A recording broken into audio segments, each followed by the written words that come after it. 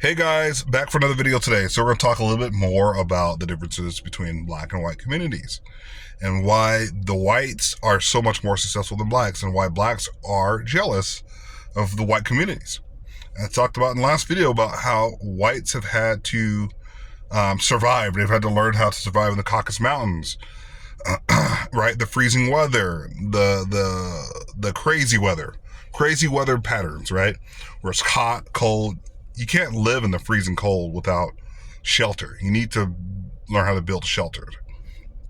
So they've always been about survival. That's why you look on YouTube, some of the top, survival channels, they're all white people, right? Of all ilk, right? Just talking about survival skills. You're not going to see black channels talking about survival skills. The only things you're going to hear black channels talk about is other black people and trauma, black women, which is like low IQ, low intelligence kind of content. Sport, which is also low intelligence, right? Music, urban life, crime, stuff like that, whatever, is what we talk about. We're not talking about anything else other than, relationships. Now the newest thing is like tethered. Now blacks have created a new plan of attack that's attacking Africans. Who's tethered to what community, FBA. It's low intelligence. Like, that's the reason why you cannot have a community.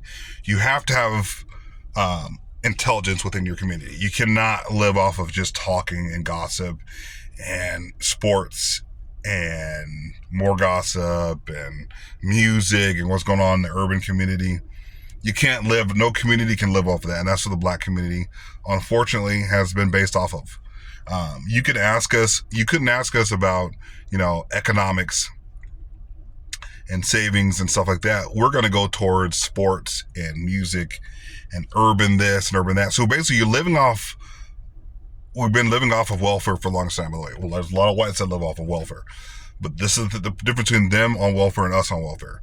The system was designed for them. It was not designed for us. Black people did not write the Constitution. Black people did not have anything to do with the system necessarily. It was written by white people, made by white people. The system is made by them. So if they are going to take care of their own, yes, it kind of makes sense for them to take care of their own people to a certain degree. Not really, but when it comes to us, well, we just live here, basically. We were brought here on slave ships. So is the difference. They were not brought here on slave ships. We were. And for us to say, well, we built white society, no, we did not.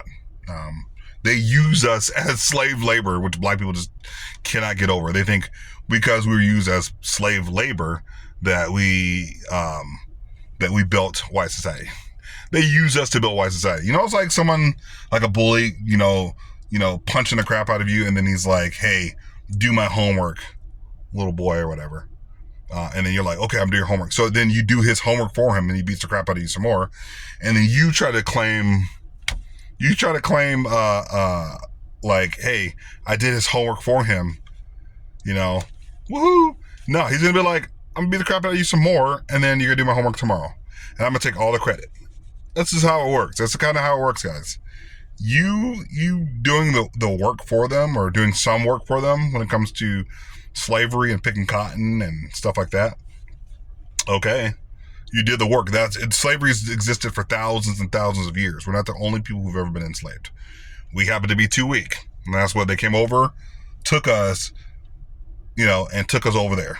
And blacks, by the way, sold each other into slave to whites. So that's kind of an endless argument. But the lack of intelligence in our community is what prevents us from seeing that, hey, you got to have a dynamic of power in order to negotiate reparations and all those things that black people have been demanding.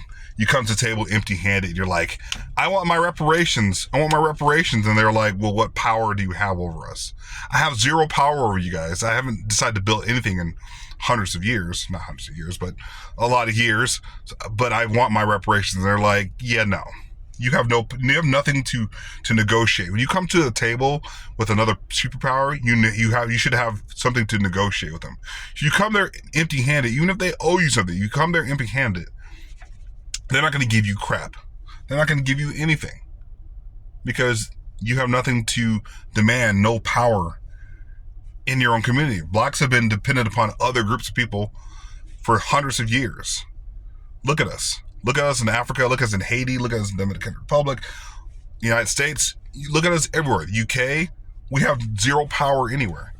You can say that's a black thing. You can say it's an African thing. You can say it's an African American thing.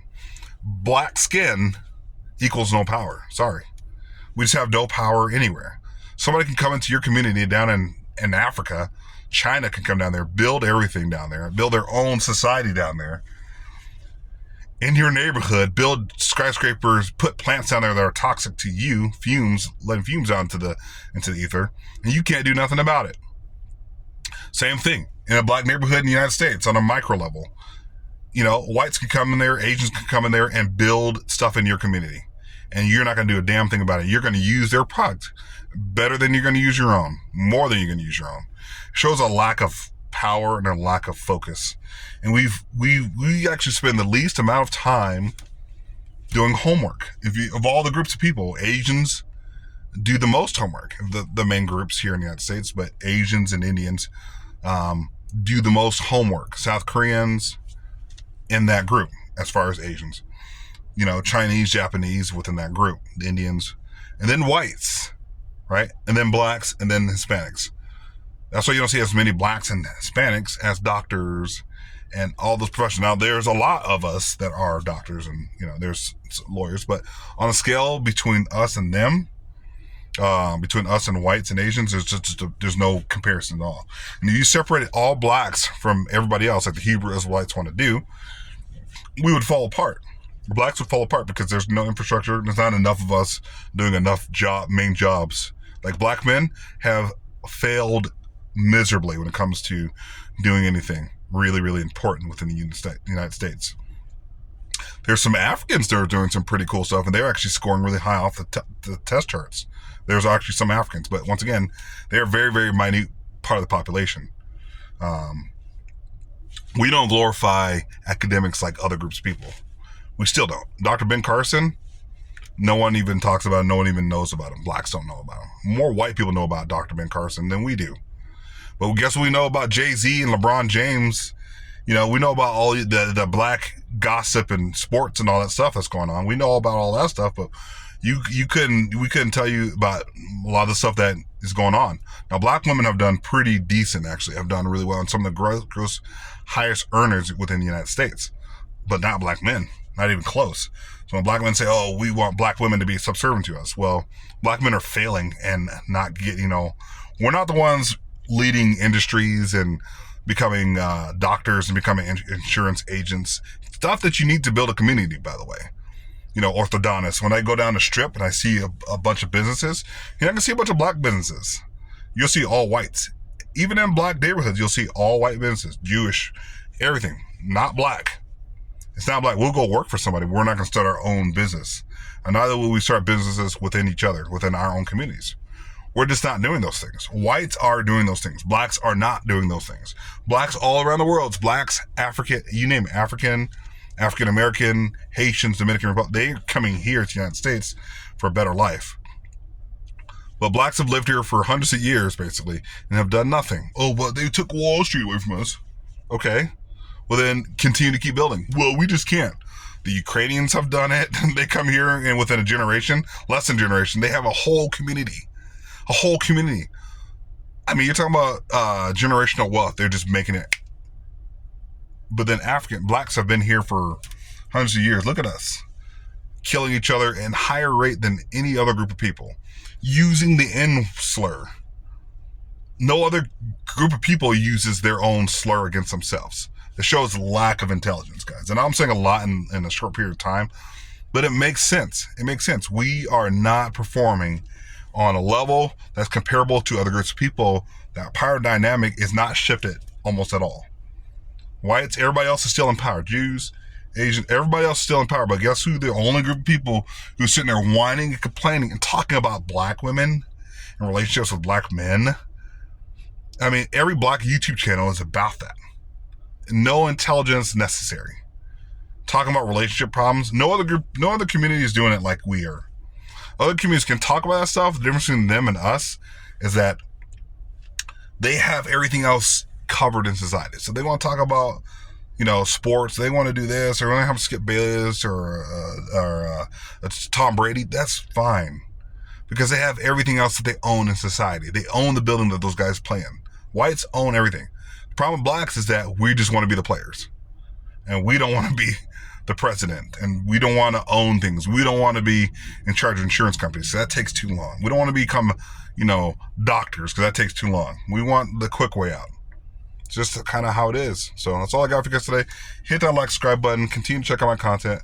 I'll talk to you guys later. Love you guys. Peace.